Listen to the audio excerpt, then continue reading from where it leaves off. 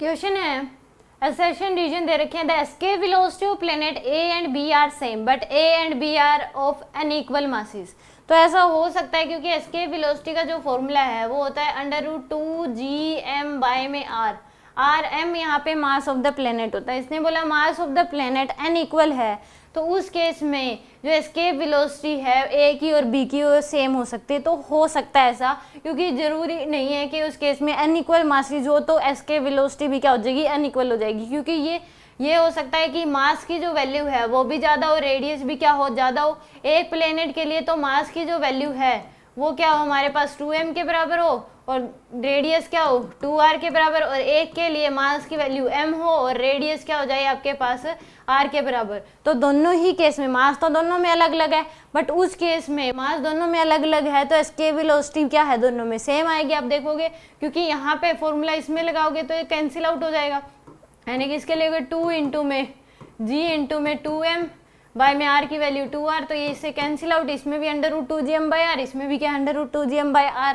तो यहाँ पे अगर मास अलग अलग हैं तो भी एस्केप वेलोसिटी जो है वो क्या हो सकती है, सेम हो सकती है।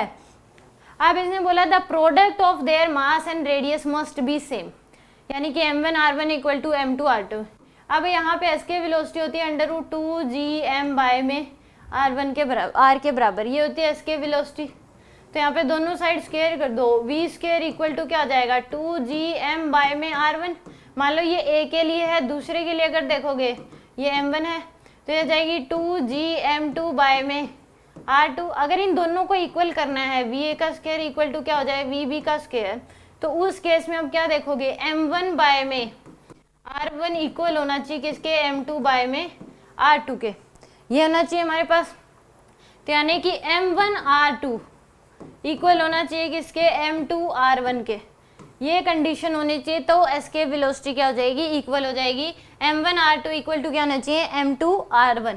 इसने बोला m1 r1 इक्वल टू होगा m2 r2, नहीं यहाँ पे m1 r2 इक्वल टू होगा m2 r1। अगर ऐसा है तो एस्केप वेलोसिटी क्या हो जाएगी, एस्केप वेलोसिटी क्या हो जाएगी उस केस में इक्वल होने के चांस है। तो बी इसका रीजन गलत है बट असर्शन क्या है, सही है। तो यहाँ पे A is correct but R is not correct, तो ए ऑप्शन क्या होगा इसका करेक्ट होगा।